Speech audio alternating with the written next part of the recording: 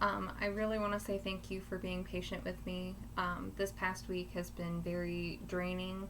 I hadn't had strep throat for almost 15 years, so my body was just really not used to it. My throat's still a little bit sore, so I apologize if my voice sounds really gruff. I'll repeat this at the end of the video, but if you have any questions, please do not hesitate to message me. Excuse me.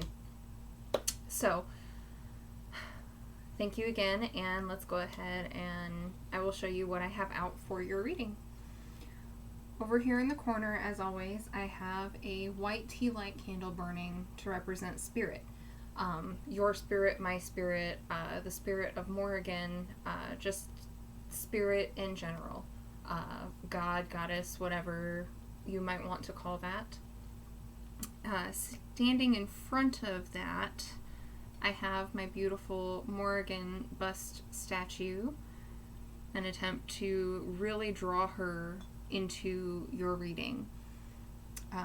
Next to that, I have my beautiful selenite tower, technically called a unicorn horn, which brings in all kinds of positive energies and vibrations, just attracts everything positive. Next to that, I have black tourmaline to deflect negativity. And in front of those, I have bloodstone, which is a sacred stone to Morrigan, but it's also really good for physical health and healing. Moonstone, which is really good for kind of connecting to feminine energies, feminine power, the divine feminine, the triple goddess, but it's also a really good stone to use for divination. And right here I have my beautiful amethyst, which is used for psychism and clairvoyance. And I have a rainbow petrified wood. This stone, when I first picked it up, I know fossils actually have a very different set of skills within them, but when I picked this stone up, the first thing that I felt was patience. So that is what I use this particular crystal for. Be patient with yourself, be patient with those around you, patient with your circumstances, with your job. When I feel drawn to add this particular stone, the rainbow petrified wood, to a reading, it's because whoever I'm reading for, their guides have more or less stepped in and said, okay, this person really needs to focus on the individual steps to reaching their goal, and they need to be patient while they get there. So I just thought I would share that with you, but I felt like I really needed to add this to your reading today. Next to that, I have my lapis lazuli, which is really good for getting to the heart of the matter, finding out the truth. Next to that, I have carnelian, which is one of my all-time favorite stones, and it is good for all sorts of creative energies and just kind of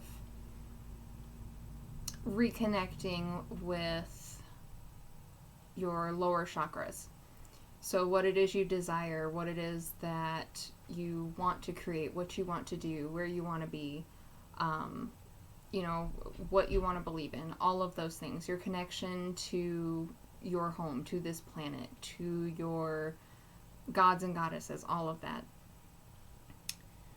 Next to that, I have red jasper, another stone sacred to Morrigan. It's a really good grounding stone. Next to that, I have fluorite, which is really good for balancing energies, and aquamarine for communication. And my beautiful clear quartz crystal for clarity. And last but not least, my rather large chunk of peacock ore. Now, peacock ore is another stone that has multiple skill sets within it. A lot of people use it for psychism and clairvoyance and all of that, divination. I like to use it as a source of strength for overcoming obstacles. So I don't know yet what it is that you have on the path before you, but I know that Peacock volunteered to join your reading today to help you overcome any obstacles in your path. So, and the incense that I have burning over here in my jar, my recycled wine bottle, is spiritual. That's what it's called. It doesn't really smell like any particular herb. It's just called spiritual. You can buy it at Walmart. But the scent of it is very calming, very soothing. And it has been my experience that this particular incense is really good for kind of diving back in and getting in touch with your spirit and the spirits of the earth around you, of your deities, of your guides, of the people that are closest to you. It's just a really good incense for working with spirit. So, and as you requested, I have out the Shadowscapes Tarot, and we will be doing the Messages for Morrigan spread. So without further ado, I'll go ahead and start shuffling, thinking about you and what it is you need to hear today, and hope that the cards will do just that.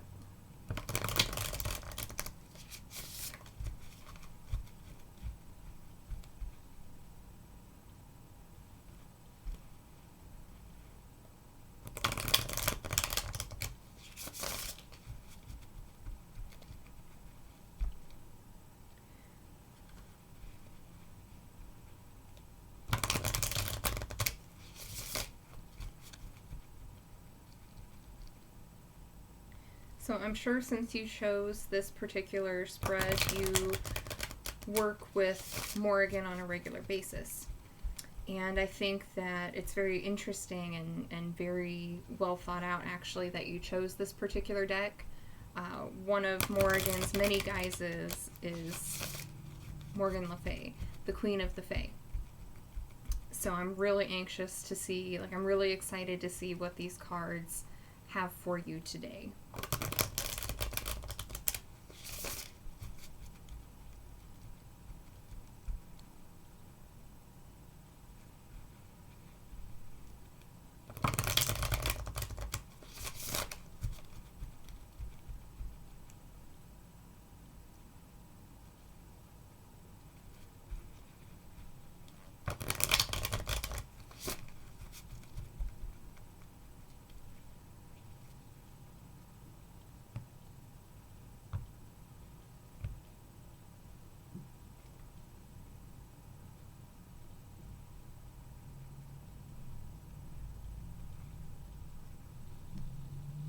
Okay, so the very first card represents your past, and we have the Ten of Swords.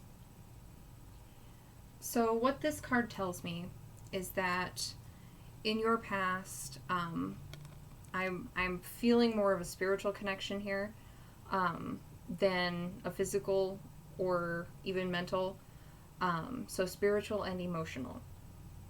Your past is shrouded in feelings of not necessarily fear, but weariness and a feeling like you just haven't been able to get to where you want to be and what you want to do. You haven't been able to succeed in what you have put before yourself. But I also feel like you've kind of gotten past this. So remember, this just represents your path. And the fact that it is the Ten of Swords also tells me, because swords are the suit of air, it also tells me that you have really been working on how you think about yourself. That little voice in your head that everybody has, that speaks to you from within you. Believe it or not, we actually have the power to change the way that voice speaks to us. And I feel like you've really, really been working on that, and you've been doing really, really well. The fact that it's a 10 card tells me that you have been victorious in that particular venture, in kind of finding a new path for yourself where you do feel like you succeed in most, if not all, of what you do, and that you've managed to change the way that you speak to yourself and think about yourself. And from there, the way that you think about, speak about, and interact with the world around you. So our next card represents your present. I suppose I should put that right there. Represents the present for you. And we have 9 of Swords. That is very interesting. There is still some lingering fear. Notice on this card that the young man, he's looking up into the vortex above him. And though he knows that it cannot hurt him, he does not know where it would take him should he fly into it. And so that's where I feel that you are right now, that you have fought all of these, personal, spiritual battles, and now you're at a point where you're more or less like at a crossroads, I want to say, where you see the path ahead, but you don't know where it is going to lead, so you're just kind of standing there looking for further guidance about what to do, whether to take the path in front of you or to make another path beside you, or to even backtrack on your path and find a different side road, so to speak.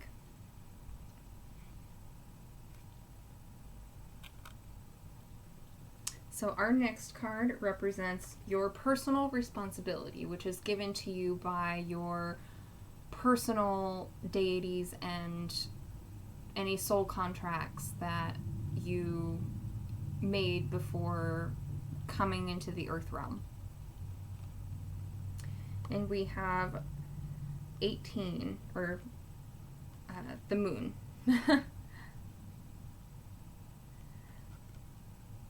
So this is really very interesting to me. It has been a very long time since I have read a truly spiritual-based reading for somebody. And so far, that's all I've been getting from you, or for you. So the moon represents intuition and kind of following your own spiritual path, whatever path it is that has been put before you.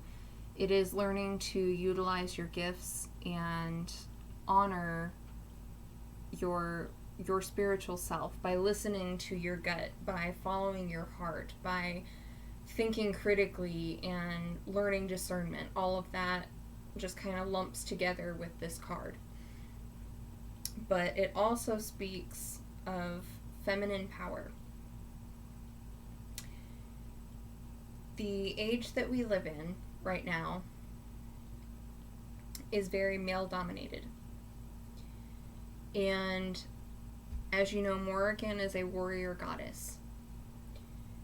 But she is also quite capable of love and compassion. The story of, oh gosh, I can't remember his name. It's been so long since I've read the legends. But her warrior, I'm sure you know who I'm talking about,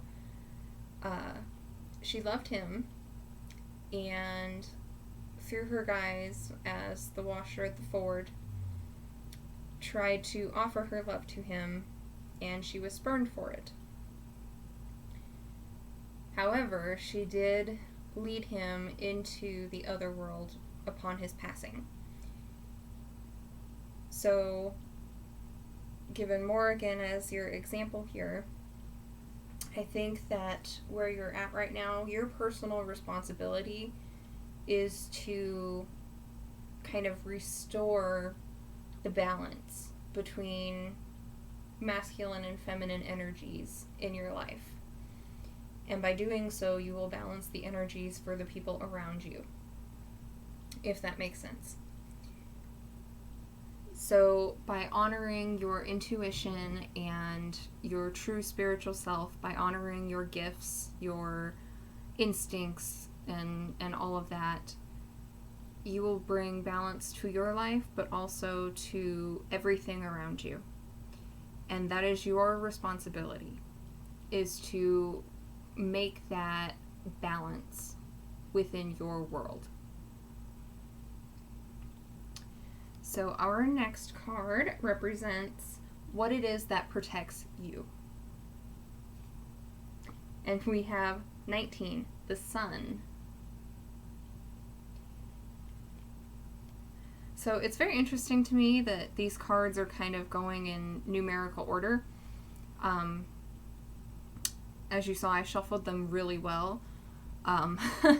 So the sun is the counterpart to the moon. And if you've studied astrology at all, then you know that our entire solar system revolves around the sun, hence the term solar system. But the moon actually moves around the earth. So we're here, you are actually kind of delving into that feminine energy. What is protecting you is the masculine, warrior, fatherly kind of energy that Morrigan also carries. Morrigan is a very interesting goddess in that she actually has both energies within her, despite the fact that she is a daughter of the moon. And so I think what I am feeling with this card is this is one of Morrigan's gifts to you, is the power of the sun, the power to purify and grow and, more or less be the center of everything that you love, of everything that you hold dear. Your family, your friends, your career, your spiritual path, all of that. You need to let it revolve around you rather than playing with your time and your energy to revolve around them. Does that make sense? Morrigan is speaking very, very loudly and very quickly, so I apologize if I kind of fumble over my words. So maybe I will come back to this card. I feel like she has more to say about it, so we'll come back to it. Our next card represents your personal battle, what it is that you are fighting right now in this lifetime, on this path, at this moment. And we have card number 9, the Hermit. So I don't use the tarot very often in readings for myself, but in all of the studying that I have done with the tarot and all of the practicing I have done, this card is actually one of my all-time favorites. Because what the Hermit represents, what the Hermit represents is, is kind of taking that time away from your responsibilities, from everything that more or less has you stressed out, and just kind of stepping back from those and retreating into a quiet place where you can be alone with your thoughts and with your guides, with your desires, with your emotions, all of that, and just kind of figure out what it is you're supposed to be doing at the next point on your path. The Hermit is also a symbol for inner wisdom and heeding the guidance of your guides and mentors, of your gods and goddesses, of spirit, listening to your instinct and gaining wisdom from that. So the battle that you are in right now involves this. I feel like you are one of those really kind people that can't really say no when somebody asks you for a favor. And the Hermit is 9 times out of 10 an ally for those people that cannot say no to other people. I myself used to be that way. I mean, I still have difficulty saying no, but I also, through my years of meditation and study, I've also learned that every now and then it's best to say no and to take time for yourself. Self-care is one of the most important things you can ever do in this lifetime, because if you don't take care of yourself, how are you going to take care of anybody else? So I also feel like this card is connected to the sun. So your battle is finding that place of strength within yourself, and what protects you is this solar masculine kind of fatherly guiding energy.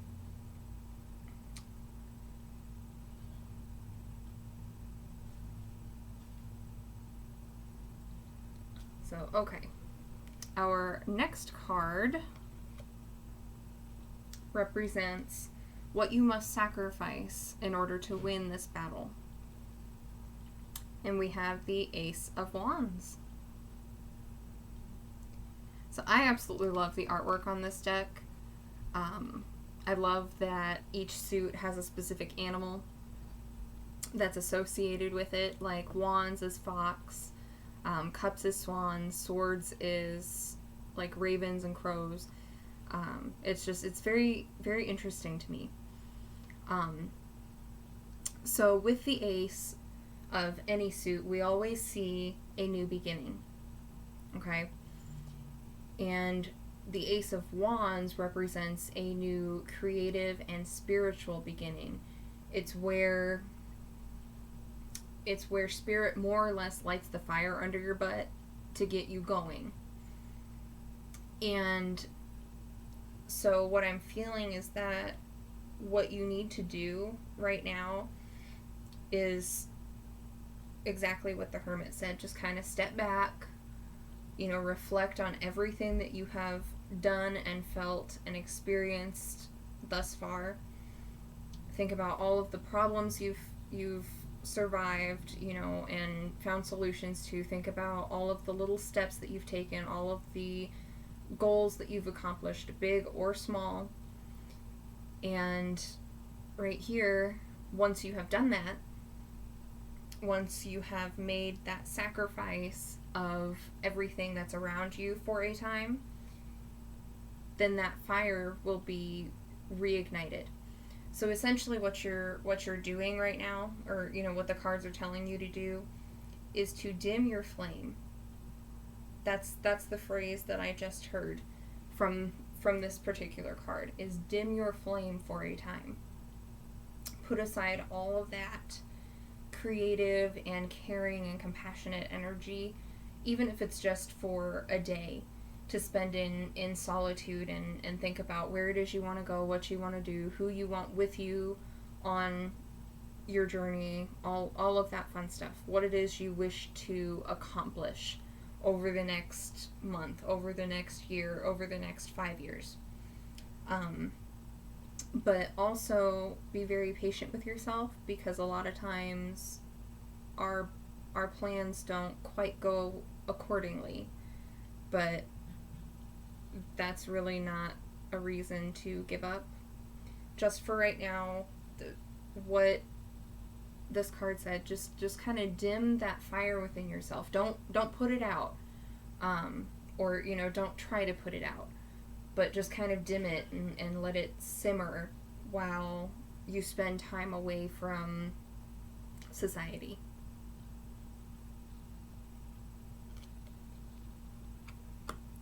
So our next card represents your passion. So what it is that you really are interested in, what it is that you really would like to do with your time and your energy and resources and all of that.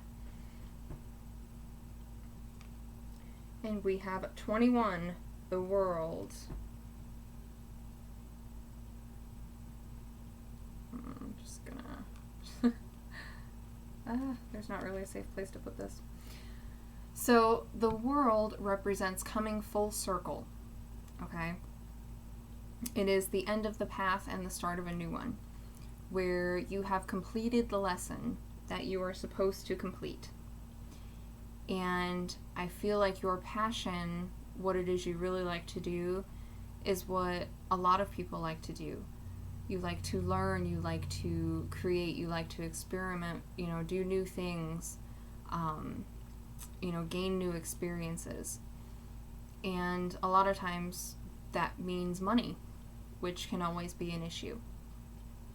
But what I feel from this card, all the inspiration that you need is around you.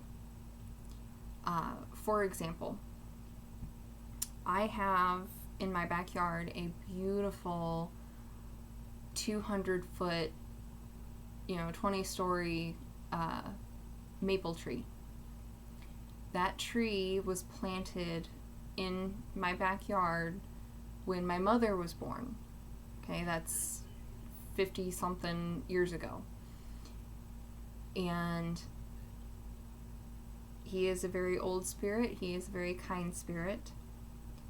And when I feel like I just can't handle whatever life has thrown at me, I go and I sit underneath that tree. I walk the 10 feet from my house to the tree, and I sit underneath his branches and listen.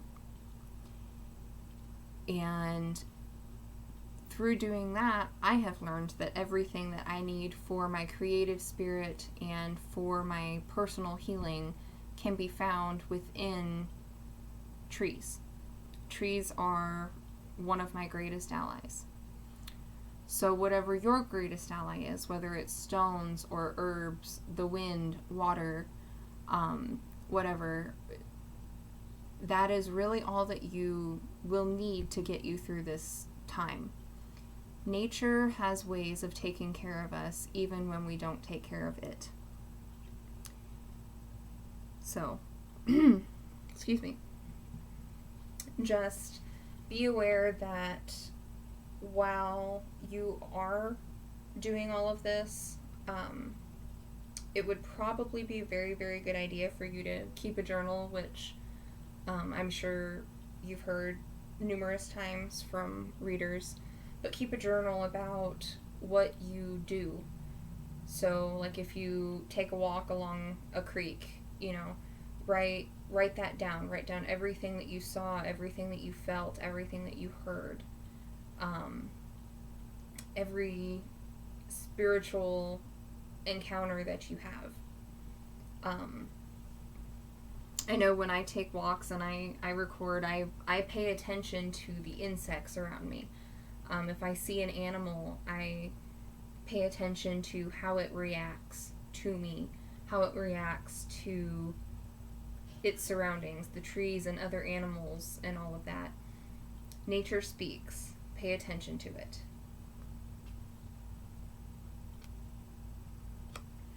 So, okay, our next card represents the state of your emotions right now. And we have 5, the Hierophant.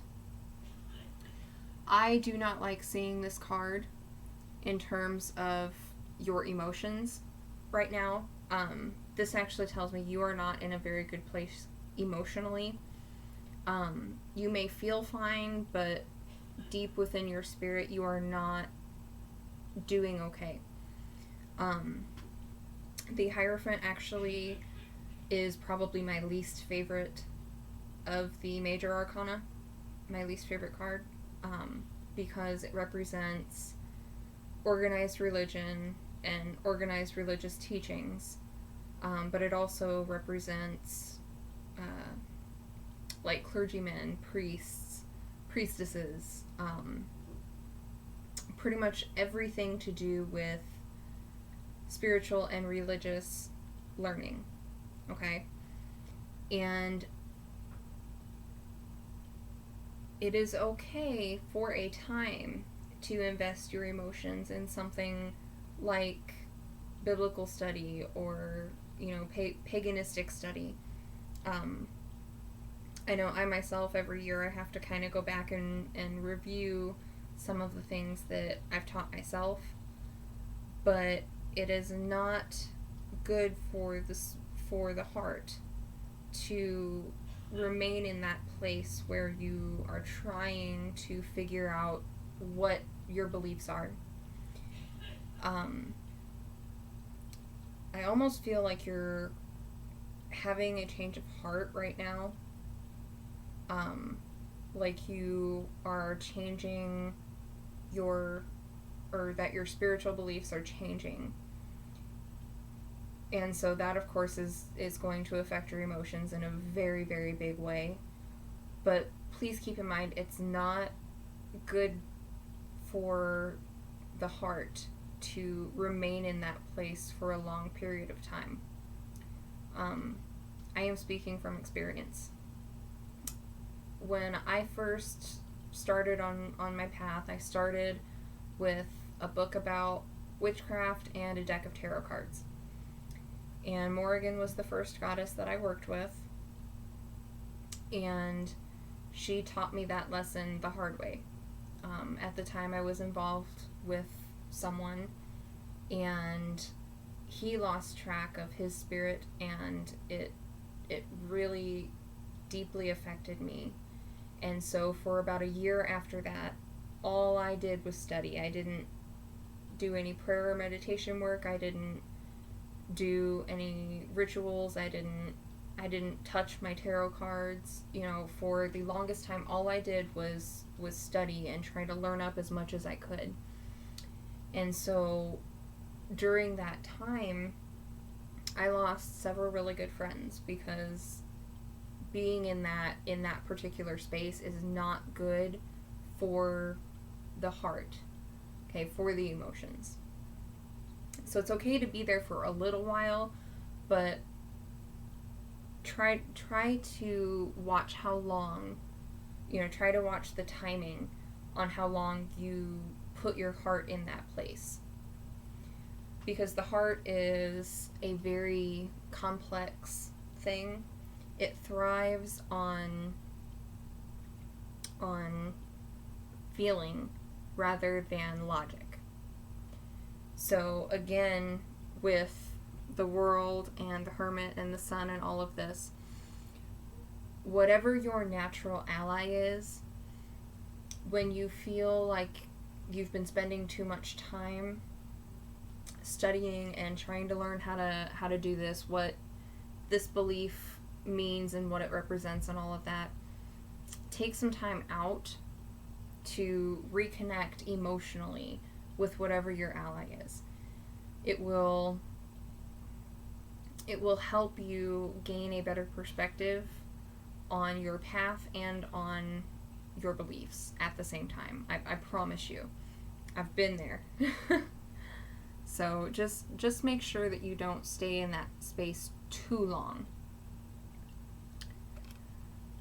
Okay, so our next card represents your personal victory. So when you win this battle that these cards are telling you about, what will your victory look like? And we have card number 3, the Empress. Very interesting. So the Empress is the mother. In Celtic mythology, with all of the gods and goddesses, the Empress would actually be, well, it could be Brigid or Danu. I don't even know if I pronounced that right. But the Empress is the mother figure. She is caring and compassionate, but she is also wise and very, very strong-willed. Whatever she deigns as her own, she will protect and she will guide and she will nurture. And so this is your personal victory, where we went from being on your own for a time, your battle. We're going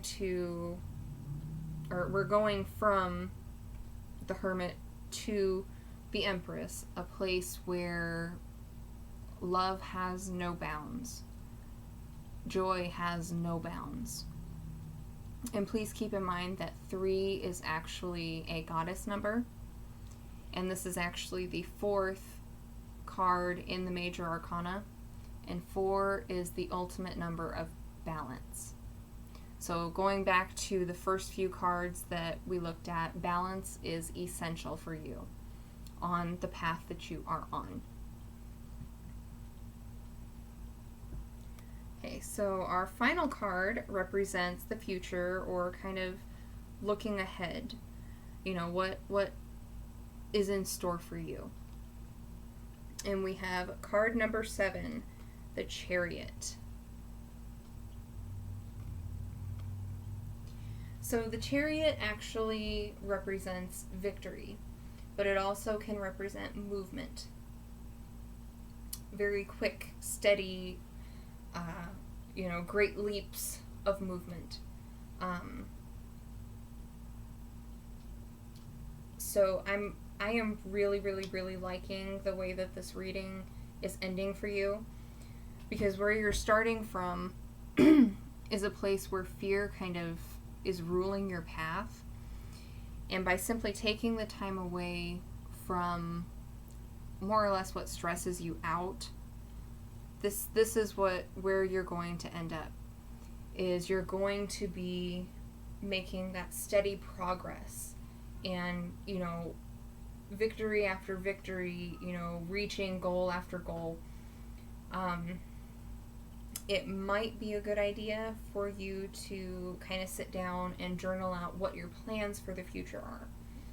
And whatever your big goals are, like, for example, I am a writer, therefore sometime in the future I would like to publish a book, okay?